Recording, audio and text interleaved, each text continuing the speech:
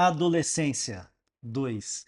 Esse vídeo faz comentários a respeito da série Adolescência, que percutiu muito forte na Netflix, sobretudo num cenário psicanalítico, artístico. Eu vou dividir esse vídeo em três tópicos importantes, que é, primeiro, falar sobre a adolescência, que é um momento fundamental na construção do indivíduo, assim como a infância, e de decisões centrais para a constituição de um sujeito maduro. O segundo tópico diz respeito à qualidade dos diálogos que nós constituímos hoje.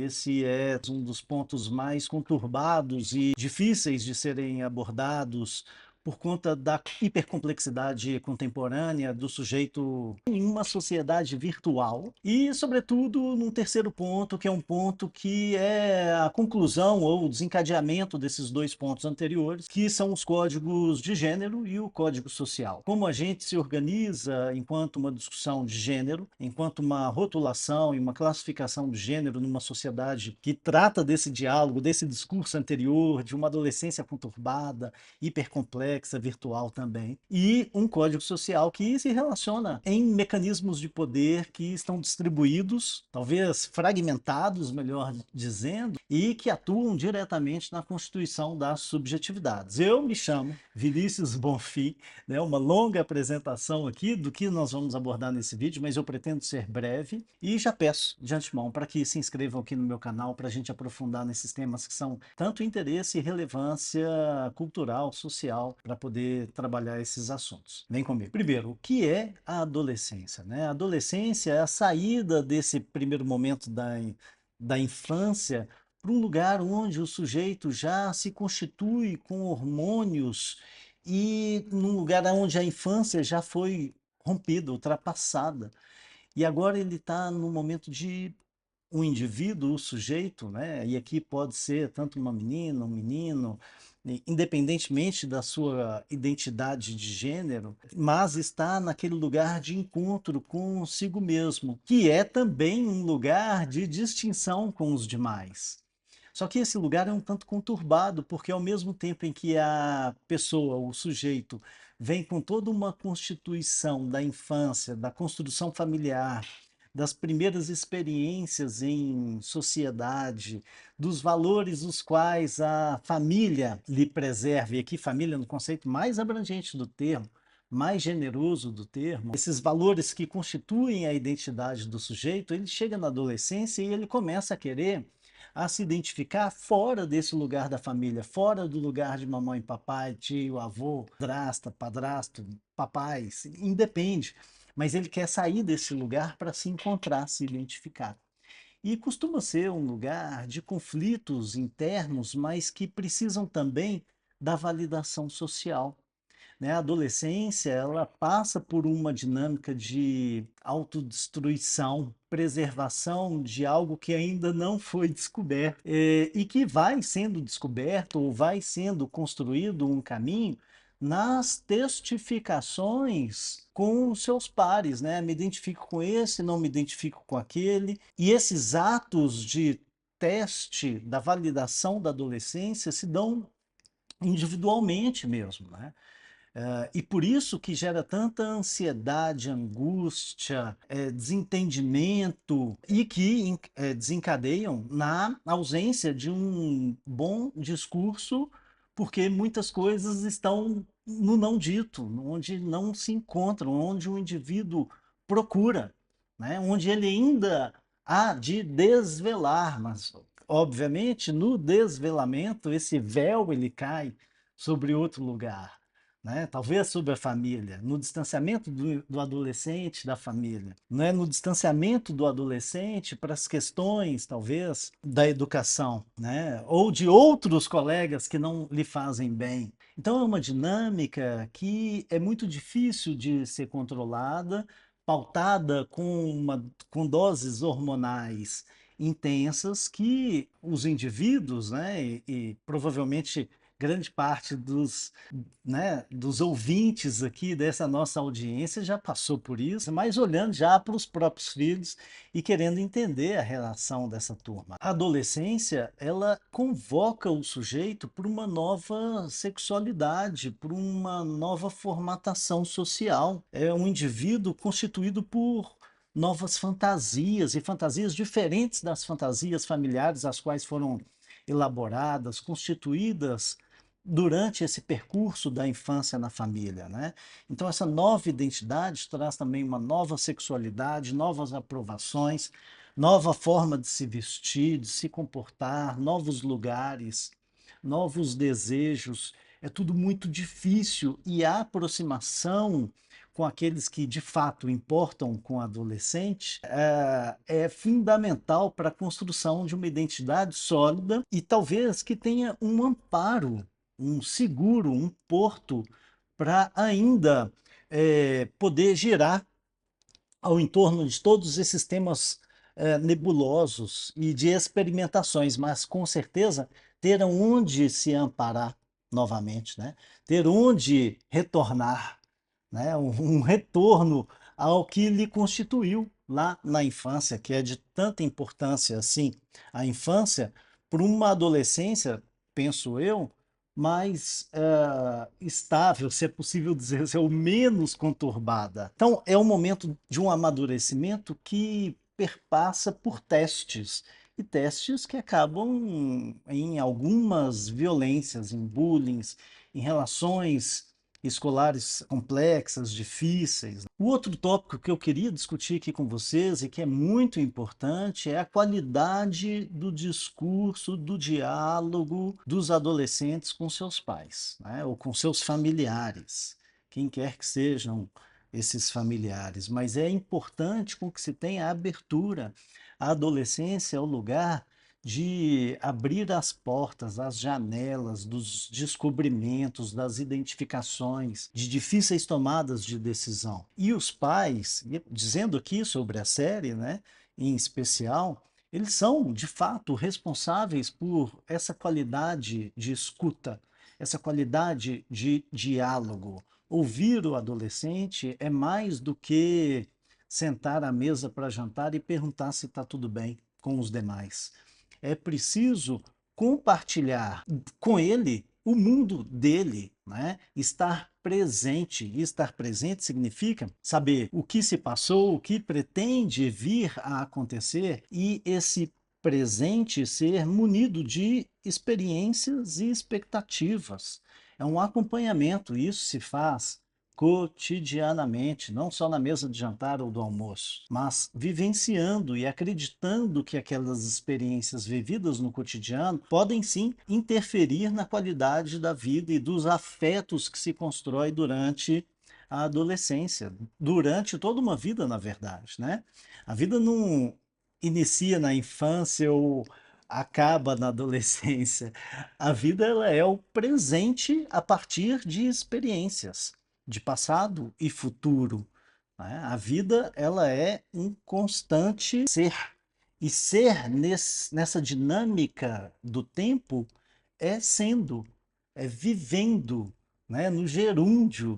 Eu estou sempre vivendo, atualizando, deslocando, é uma travessia, é um caminho, é um percurso que é preciso ser percorrido até a morte, até a nossa certeza. Mas a adolescência ela ainda traz elementos que dificultam esse caminho, e é por isso que uma pessoa adulta, seja um analista, mas sobretudo os pais presentes, porque ali é o lugar do aprendizado, do esteio, onde deve gerar o eixo afetivo, porque ali é onde a gente retorna, é onde a gente constrói esse fenômeno humano de viver com, né?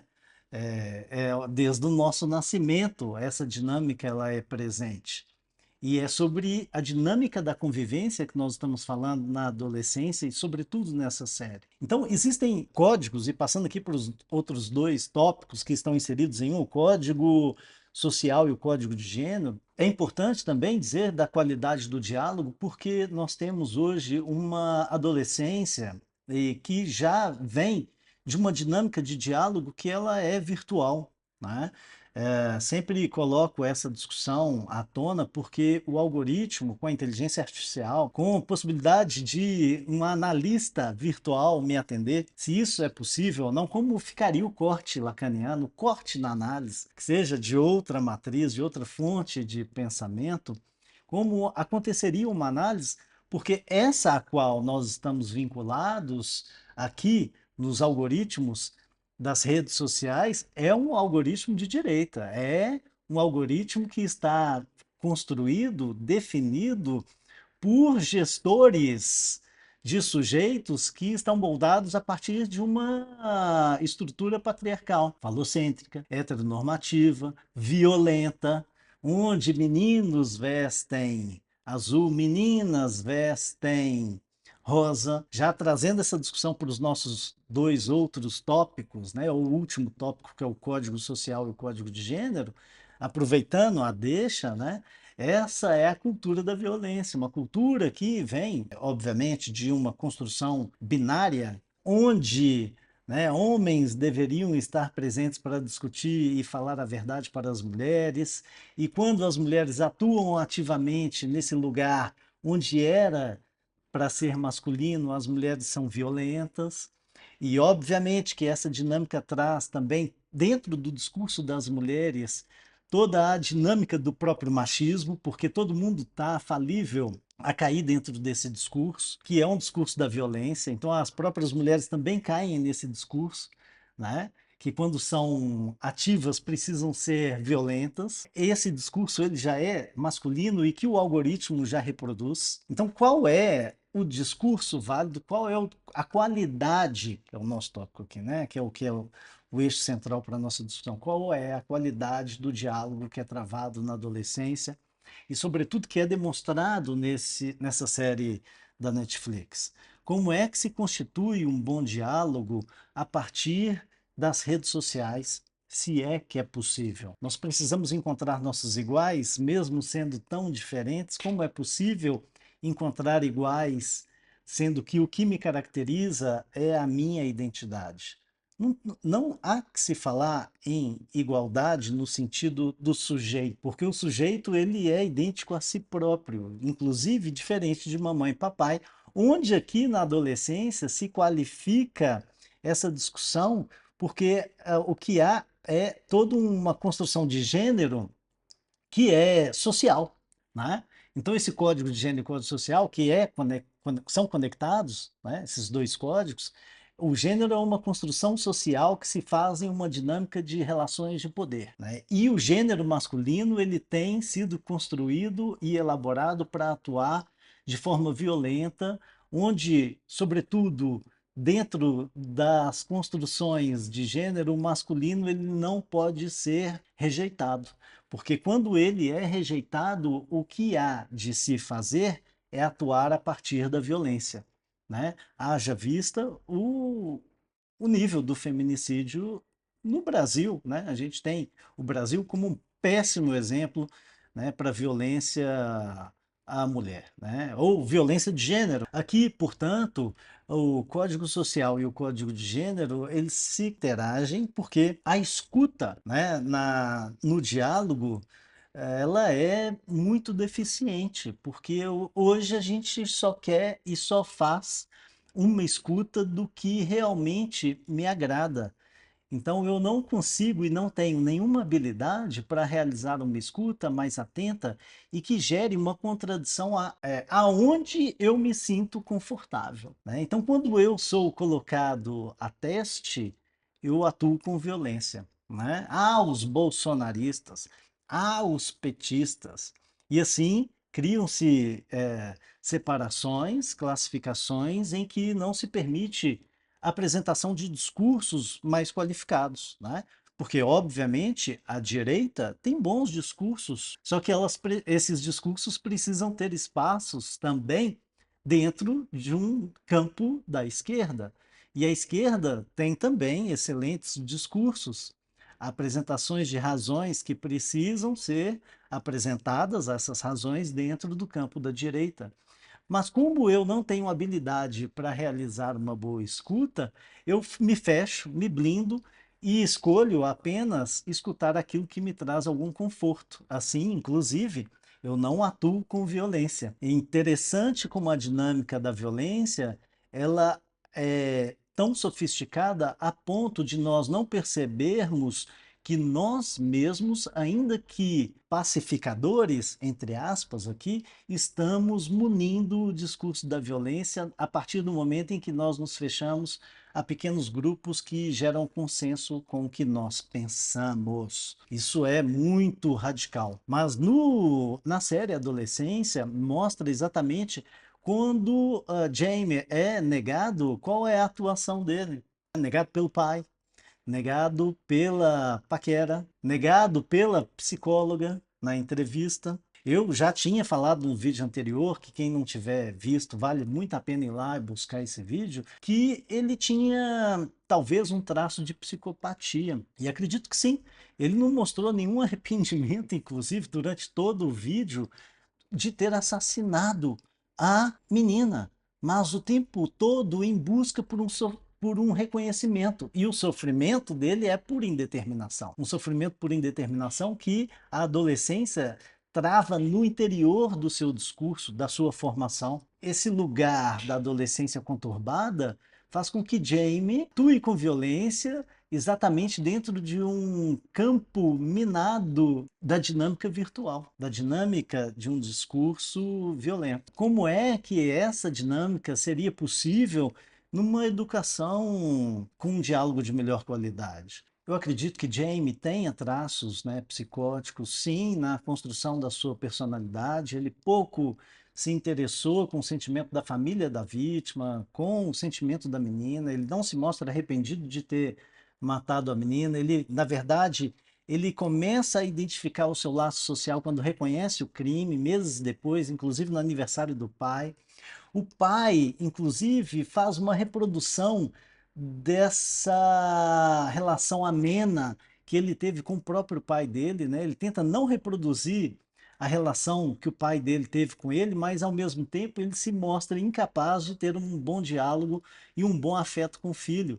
O filho que ficou preso no quarto e nas redes sociais com toda uma dinâmica de algoritmo, a qual os donos do poder mostram que há uma relação, uma formação de um discurso no interior da internet, podemos dizer assim, preconizado por um poder, né? Por um poder masculino, violento, hétero, normativo, poder vinculado a um capital, que é a dinâmica da relação capitalista mesmo, da relação de trabalho, das relações de poder, né, que se apresentam em todos os campos, né, das relações sociais, humanas.